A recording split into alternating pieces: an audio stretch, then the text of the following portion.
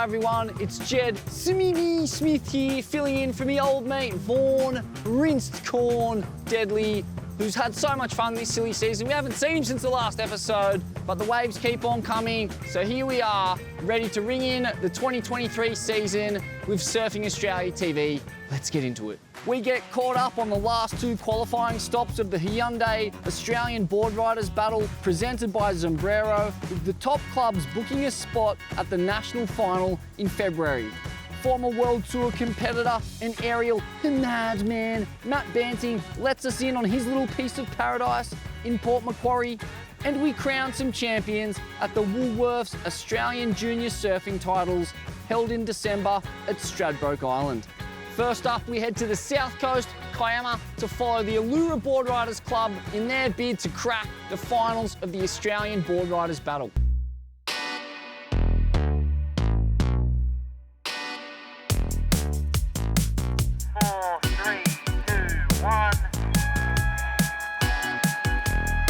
Allura Boardriders was formed in the late 70s and they had their first club comps in 1980. They've been around now for 43 years, in our 43rd year. It has been the typical grassroots board riding club. The difference at Cronulla is there's 6 different board riding clubs and Allura has been the #2 club most of that time, and the rivalry between Cronulla Boardriders and Allura is quite intense. And what makes us uniquely different is I think we've got such a caring community at Cronulla that makes an incredible thing at all the board riding clubs at Cronulla. Really good to do these kinds of events because it just gets the club together and everyone gets to work as a team, so it's always a lot of fun. For me, it's just like a really fun event that I can just enjoy with my club, and it's always good to try and get a result, and there's always a lot of support from the club. I think it's always a good day and everyone enjoys it. Teams format surfing is one of the best things ever. To get your individual surfers in an individual sport to go and surf as a team, as a club, as a community is a great thing. And the new ABB format over the last 10 years is absolutely spot on. We love it at Allura. It's awesome. It's very, very tough to make the national final. It's an absolute goal of mine to see our club make it to Newcastle. It would mean the world for us to be there. We absolutely love being at Newcastle and being part of the national final, and the way it's set up there at the infamous Newcastle beach with the Coliseum of surfing, it's a pretty cool thing. Just because there's these powerhouses like North Narrabeen and Snapper, I think there's a lot of clubs out there that know they're not quite that club, but with the ebb and flow of surfers through the years, there is definitely times that come along where you've got a chance to have a run at that. And with our team coming through, we're starting to rise again, so I'm quietly excited and confident. Coming in first place, we had Allura Boardriders. First place at the South ABB qualifier goes to Maroubra United.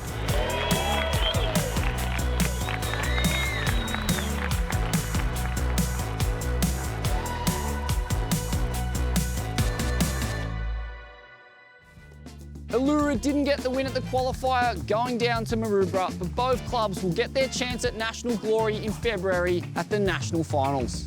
Stay with us because after the break we head north of the bridge to Narrabeen for another qualifying event.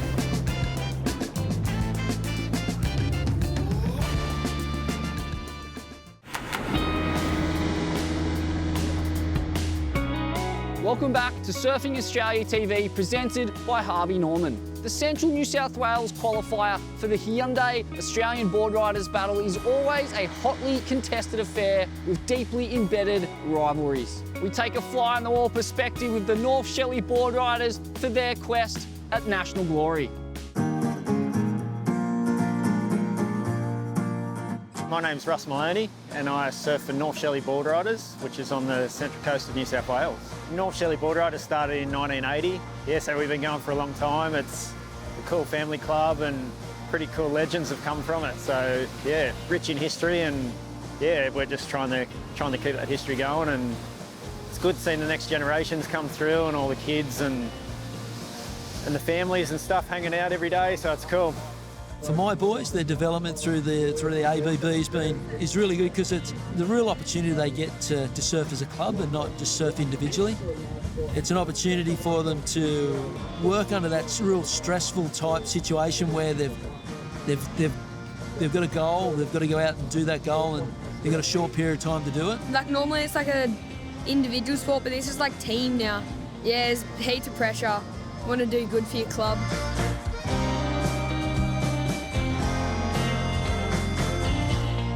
The best thing about North Shelley is just the community. We all get together and, mate, it's just a beautiful day at the beach, just hanging with everyone, and that's kind of the main draw card for North Shelley. Obviously at the moment our standouts are Macy and Molly. They're both qualified again for the CT, so it's going to be awesome watching them. They're both shredding, and it's so good to watch their level grow from when they were Groms to now. Like they've stepped it up to the next level, and I really feel like next year they're going to be a force to be reckoned with. And it's guys like Holmesy, like Concreter, and then you got Joel and Huey that are coming through. The progression's just crazy to watch. You see little Huey surfing and he's moving to the next level. Him and Joel doing really good, and it's just cool watching them. They look up to Holmesy and the older guys that are still shred. Like our Boardriders clubs, it's pretty hard to make a heat. It's a cool club, and yeah, I've been there since I was a little kid. I think I was 10 or 12 when I first started Boardriders, and yeah, haven't looked back. 5, 4, 3, 2, and 1. Yeah, so today the regional event, we got nice little waves coming through, and this is the toughest region. Like this for a qualifier, far out. This is as hard, if not harder, than the actual final, like the national final. So if you can make the top 4 here, you're doing really well. A couple of crazy clubs, like from Newey down to North Sydney, obviously. Everyone kind of ends up in the final of the main event normally with the Queensland clubs. I just feel like it's the best format and the best way to surf an event. Like surfing's so individual, so there's nowhere where you can surf a team event and have that much pressure put on you. Like our whole club's up at the finals watching and screaming out. Come on,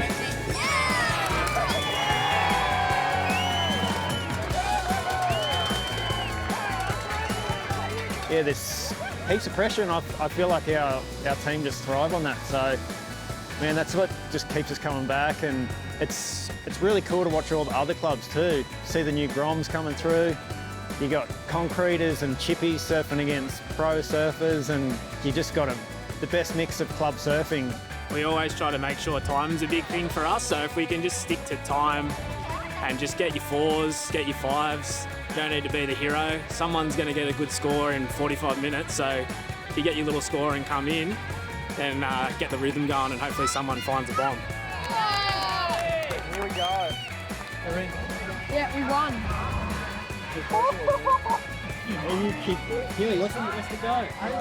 Third of the final. Yeah, at the final last year it was just the craziest vibe. We've always got so many supporters, and I feel like us as the guys surfing in the event, it's not just for us, it's for our whole communities. If we see an SB win here today, it's going to be pretty epic on the beach. What do you reckon, Groms? Can you go all the way? To do it after 9 years of coming so close, it was just like a relief. It's taken us a long time to get to that point. We struggled for years to get through first heats, and I think once we got the rhythm going and could work out how to surf the event, that's when it all fell into place, and everything comes to those who wait. So can't wait for this year's one.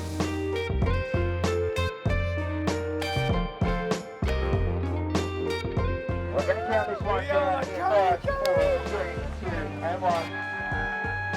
The reigning champions of the national final, the reigning champions here at Central Qualifier, North Shelley Boardriders Club. We got the bus going home, so it's going to be a bit of a party bus happening. The Rust Bus party bus.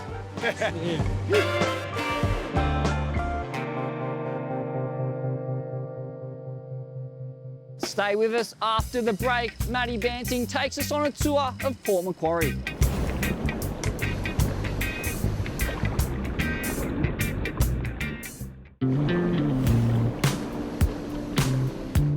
watching Surfing Australia TV presented by Harvey Norman. In Rivals Season 3, we got the pleasure of cruising down the East Coast and checking out a bunch of towns and the professional surfers they produce. Matt Banting has always been a down-to-earth guy with an incredibly well-rounded surfing ability. It's no surprise to see his hometown of Port Macquarie shares similar characteristics.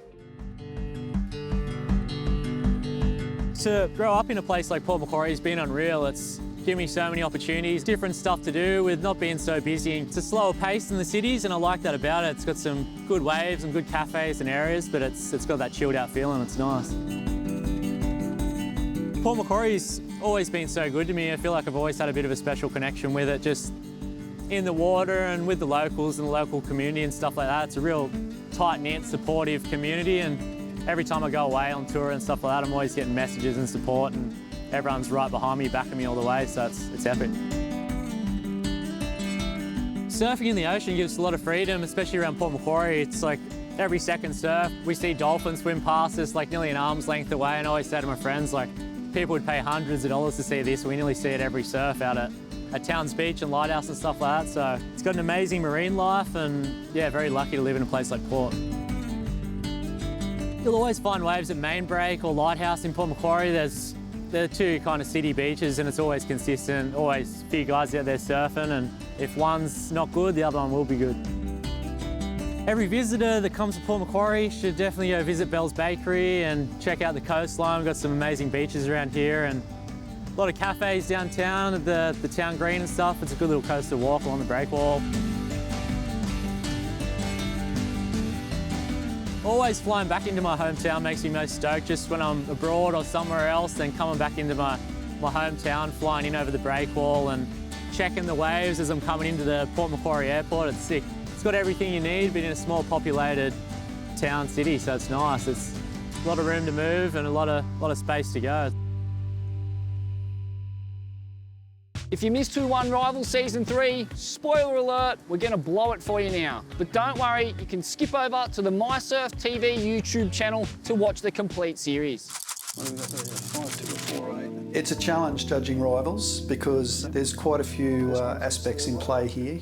We always base our scores on the degree of difficulty, whether it be an air, a power hack, or whether it be a tube ride. It's always based on the degree of difficulty, and one doesn't overshadow the other. As far as we're analysing, we're looking at how well did the surfer perform with the canvas that he selected. The canvas is the conditions that they surfed in that day, and the heat times are all set in stone, so they get 3 hours to surf their local break. It presents certain challenges for the surfers themselves, which is really unique. It's Byron in a nutshell. Don't come surfing here. And that's the aspect that I really, really enjoy about Rivals. It's been an amazing performances by all of the surfers, but I think we've got an absolute clear-cut winner here, surfing on his home turf. They've all done a fantastic job with the waves that they selected, which is a really dynamic, interesting sort of aspect of Rivals, and puts the onus back on the surfers. But for me, and what do you think, boys? Is it? Yeah, for sure. Yep, definitely. Well, there it is. The judges have had their say, and the winner of Rivals Series 3 has been decided. Will it be Sheldon, Jacob, or Reef? I'm going to hand it over to my co-host, Vaughan, Rinsed Corn Deadly, to do the honours. None of our competitors know who's won, so we are going to spring it on them straight up to the door, present this Rivals trophy. The crown, the great, gritty Battler crown made out of tyres. How good is that? You might have gathered, we're on the Goldie. Is that a clue? There's a few crew living up here, so let's find out. Excuse me, sir. Are you the winner of Rivals Season 3? You little ripper! No way! Jacob Wilcox. How was that? Congratulations, my friend. Oh, winner. My God. Rivals. No way. Yeah. That's insane. I don't really know what to say. I thought I was, one of my friends was surprising me coming here from WA, and I was like, oh, I've got it, yeah. Isaac's coming to surprise me from WA. I was like, oh, I didn't think you'd be over here, that's weird. but this is a way better surprise. Sorry, Isaac, this is way better.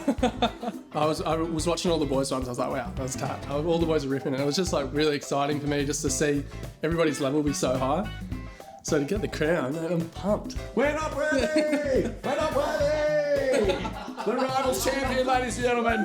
Got some weight behind it as well. Yes! Go, Chippo! Watching those series, I was like the only one kind of shit talking on it. I felt like I kind of felt bad after it because everything that got said was me just talking shit on one of the boys. So well done to all the lads, and yeah, thanks for making it a fun event. And soaked the one, sucked in. That was probably one of the best days I've had actually this whole year. I only went home that one time this year, and I got lucky with those waves, and that's probably the best wave I've had all year. So to do it in the Rivals heat, it was pretty special, and it was one of those waves where you kind of take off, you don't, like it's just like a real sketchy wave, but it just kind of works out, and that was one of those ones I was like, oh, I'm still on my feet after this, and it just went all white water in, yeah, I was pumped. Well, there it is. The winner of Season 3 is Jacob Chippo Wilcox for his super committed under-the-ledge acrobatics at his hometown slab. A stack of filthy orbs netted Chippo a massive 23.93 total, putting him ahead of Reef and his aerial arsenal in second on 21.03, and Sheldon's Snapper Slab Fest, which netted a total of 20.63. Jacob Wilcox for us, the undeniable winner. And it's a combination of all three. He actually picked perfect conditions to be able to get barreled, to actually do airs, and the criticalness of his turns as well. So he kind of ticked all three boxes. And I know that's a challenge for someone like Reef who's surfing a beach break on the sunny coast, as opposed to a WA reef break. But his performance in the beach breaks were amazing, and his air game was amazing. So, you know, that's why he got up there. In regards to Sheldon's performance at Snapper, behind the rock, it's one of the best that there is these days. The manoeuvres after the barrels weren't that intense, and it isn't of the quality that we really know that Sheldon can do, but it didn't really offer him any real major turns after it. So we just really was just looking at the tube rides and how deep he was, and particularly the takeoffs. So you look at Jacob's, one of his highest scoring waves, it's his freefall takeoff into the tube, which was just phenomenal. It just had us going, whoa! And that's it. It's the wow factor that gets you the win in Rivals.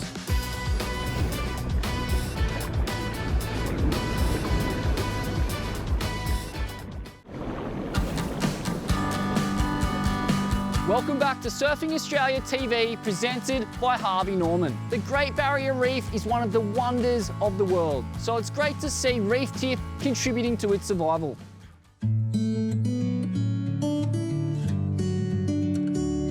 The Great Barrier Reef, I believe, is a fantastic place to see some sea creatures and have a spectacular time snorkeling. I've not been lucky enough myself to get there, but hopefully one day. The Great Barrier Reef it's kind of an icon of Australia. Like, everyone knows about it, everyone wants to go to it. So I think protecting it's got to be detrimental. All those animals and everything in there, you don't really get anywhere else. So to see that start to disappear would be real sad. I think that's fantastic what Reef Dip are doing, how they're donating some money towards the conservation of the Great Barrier Reef. I think, you know, a company like that, and like, they're the people that can really help at the end of the day, because unfortunately it does come down to money, and if they've got it, like, and you want to share it like that, that's fantastic, and have an awesome drink at the same time.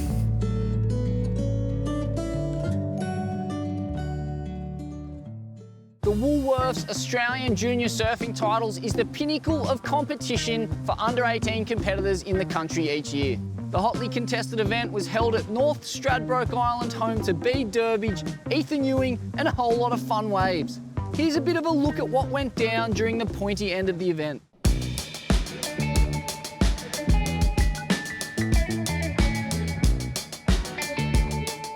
Hi guys, Tezza here, and it's finals day at North Stradbroke for the Woolworths Australian Junior Surfing Titles. I just wanted to show you the honour roll here because this is incredible. The former winners list of this competition is like a who's who of surfing here in Australia. I mean, history has shown us that people that make it into this final day have an incredibly high chance of making it on the World Championship Tour. You name it, they've all came here and they've come through this system. So finals day here at North Stradbroke, we can't wait to see who's going to take the title.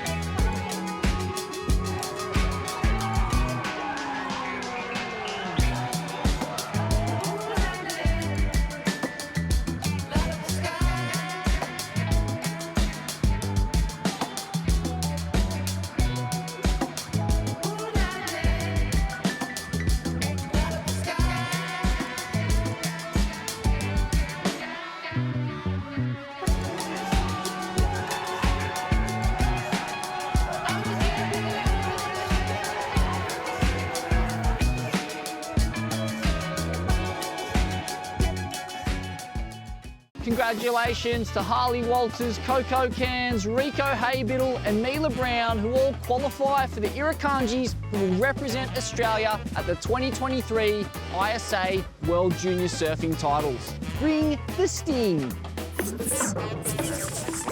Well, that's all for Surfing Australia TV this week. To see more great surfing, head to the Surfing Australia YouTube channel. I'm Jed Smith. See you in the water.